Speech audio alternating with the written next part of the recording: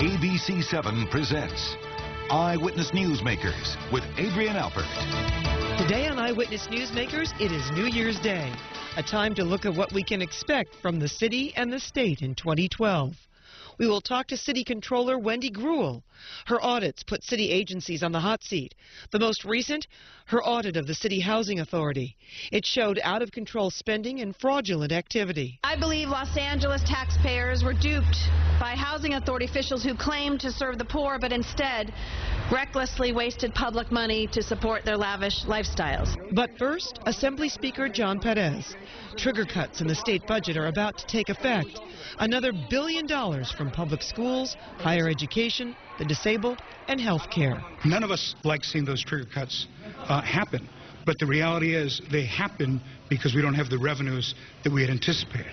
We'll ask the Speaker about the governor's plan to ask voters for tax increases, but is the state spending too much already? Good morning, I'm Adrienne Alpert, and we're welcoming back to this program California Assembly Speaker John Pérez.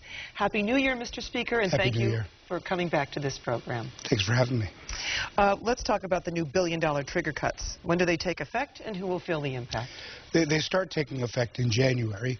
They will roll out over a period of time depending on which programmatic areas they hit. And unfortunately, virtually everybody will feel some effect of them.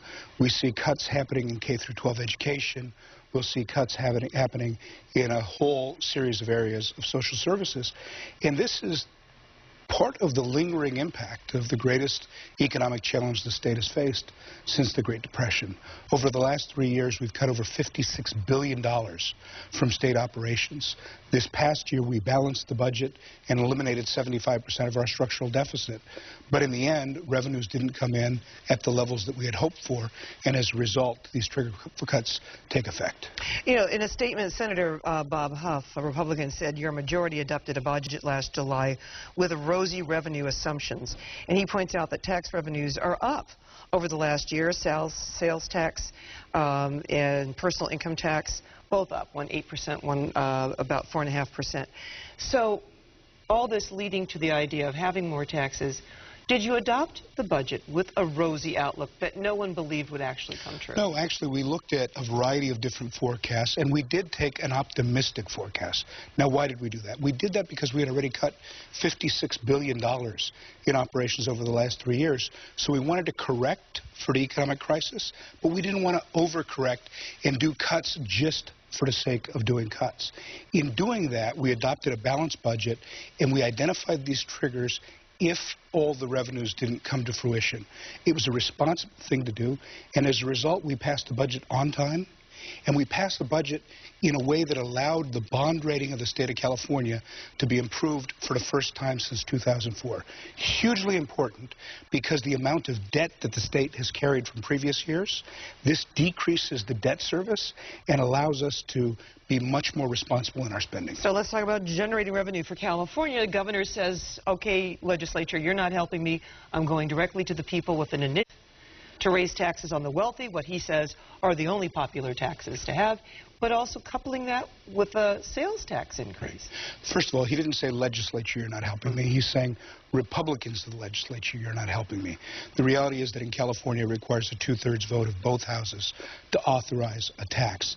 Last year, the governor and we fought very hard to put the question of tax increases before the voters. Republicans of the legislature denied the voters that choice. And as a result of that, the governor is going directly to the people to allow them to vote. Yes, to do taxes on the top income earners, but also to extend the temporary sales tax increases that we had put into effect several years ago that helped us make part of the progress towards balancing our budget. It's a responsible, balanced approach that the governor has, and it's an important one.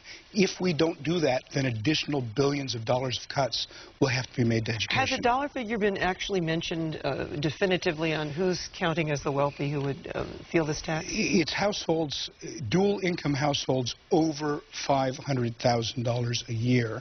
The specific numbers are still being worked out by the analysts, but in rough terms, it's households over 500,000 with 2 income earners. And for one income earner? It would be over 250,000, but where exactly over that 250,000 is still being determined by the Obviously, analysts. you support this tax? I do. These taxes? I do, because It is the only way for us to build our way out of the economic morass. We have cut further than any of us would reasonably like to cut. If we're going to make sure that we adequately invest in education and public safety and infrastructure, we need to have the resources to do this. The tax increases will be a very small percentage of the overall solution. The majority of the solutions have been cut-oriented. We've cut just about everything you can, and quite frankly, cut to the bone.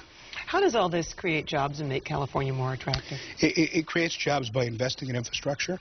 So the ability of us to invest in infrastructure is a job generator. Quite frankly, keeping people employed is a key part of this challenge as well. If you look back to a year and a half ago with Governor Schwarzenegger, as we were struggling with his budget, it was fighting over maintaining 400,000 jobs in the state. We still have a much too high unemployment rate. Roughly 2 million Californians are unemployed. 1 million of them are at jeopardy of losing their unemployment benefits based on decisions in Washington, D.C. as to whether or not to continue the income tax benefit that the president has proposed and funding those services. So keeping people employed and creating new jobs are coupled. We always have to move so quickly through this program. I would love to talk about a huge chunk of infrastructure discussion, high-speed bullet train. Mm-hmm. What are the bets that it's going to get some track laid this year? The Obama administration is behind high-speed rail.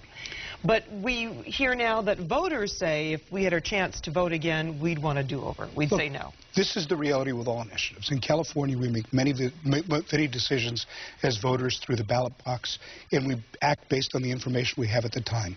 Now, because the amount of time that's passed since the voters acted, based on new information, the cost of doing the bullet train is twice as much as it was anticipated of being when the voters approved it. But the same is true for a whole bunch of initiatives that the voters have acted on.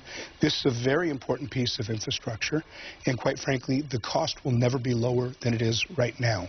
If you looked at the cost of creating the freeway system or the aqueduct system in California, they were hugely expensive.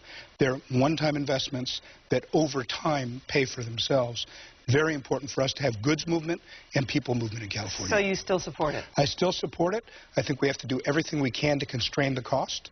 And I think the quicker we get going, the more we constrain the costs. All right, we've got some more spending projects I'd like to talk to you about. Sure. Eyewitness Newsmakers will be right back with Assembly Speaker John Pérez right after this. For watching Eyewitness Newsmakers. On this day, we're talking to Assembly Speaker John Pérez. Let's talk on the November ballot also. There might be, and the long-delayed water bond, an $11 billion bond. Is that the number right now that we're... That's the number on the bond as it's currently constructed. I'm hopeful that this year we're able to go back and look at a different approach to do the water bond. Clearly, we need water infrastructure for storage, and we also need to take care of environmental concerns about the quality of our water. The $11 billion bond, I think, is a little larger than voters would be willing to support. And quite frankly, it's too dependent on general obligation bonds and not... And there's more than water issues in this. There are a lot more than water issues in there. So I'm hopeful that we're able to take a different approach to water infrastructure this year and put a different question before the voters. But no matter what, we have to put the question of water before the voters. The impact of a multi-year drought has been devastating to California. When we look at the long-term unemployment in the Central Valley, much of it had to do with the drought. Last year was a good year for water. Because it was a good year for water, there wasn't the attention to the infrastructure that there needed to be, and I'm hopeful that this year we're able to seriously focus on water again. Well, we in Southern California are quite dependent on what comes around the Delta, so it's we are, important. but we in Southern California have done a great job of conservation as well. Even as our population has grown in Los Angeles County, our water usage hasn't gone up because we've been very good about conservation. But this year alone, we lost 1.5 million acre-feet of water in the Friant Dam in Fresno. That's enough water to have supplied Fresno for 9 years. So the lack of storage infrastructure means that the next time we have a drought year, we won't be able to take advantage of the surplus water that we had this last year. But as we look ahead, let's talk about another issue that I'm sure is going to be pretty hot this 2012. Do you share the governor's vision for a fair and sustainable pension system? I share the governor's commitment to a fair and sustainable pension system. The details of how we get there is something that needs to be worked out over time. But this calls for public employees contributing more starting now, not future employees. Absolutely. And we've already done some very important pension reform over the last couple of years. Now, the reality is the average pension recipient from the state of California gets a pension about $35,000 to $36,000 a year. A dependable pension, but not an outrageous pension. There are individuals that are trying pensions over $100,000 a year. There's a lot of work that we have to do to constrain that. We want to make sure that the pensions are dependable and affordable to the state over the long haul. The costs to the state have mushroomed over the years. So we've got to create structure. We also have to create dependability. There's also a discussion about raising the retirement age as well. Do you support that? That is one of the questions. I think that there's a wide variety of approaches. I don't think you want 70-year-old firefighters expected to go up the ladders and take care of those kinds of deals. So we have to be very clear about the smartest way to achieve what it is. Well, no, let's talk about that. They were talking, what, 67? Yes. You want a 67-year-old firefighter going up the ladder.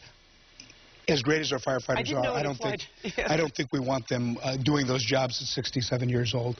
So it sounds good to say raise the retirement age. We have to be smart about the way we do it. We can't just be operating in sound bites. In our final minute, Mr. Speaker, 2011 closed out with a proposal for a part-time legislature, 3 months out of the year, significantly lowering everyone's pay. Though I know what your answer might be, I'd like to hear it from you. Clearly, the largest 10 states in the country have full-time legislatures. We're the largest state in the country. We're the 8th largest economy in the world. Our problems are not simple problems. The notion that we would only have the legislature meet 90 days out of the year is not a rational one. Even small cities, cities of 10 and 20,000 city councils that meet on a regular basis. This is just a political stunt by one of my colleagues who, quite frankly, hasn't been serious about governing. But 2/3 of the voters surveyed think the state is headed in the wrong direction. This might be the right time for someone to try to... Let's be clear that the opinion of people in the state has improved over the last couple of years, and the main issue driving people's frustration is this economic crisis. That's why we have to get our economy going. That's why we have to continue to improve the economic sustainability of the budget in the state of California. Having us spend less time fixing our problems is not a good solution. Mr. Speaker, we're out of time. We hope you come back soon. Thank you for having me. Thank you.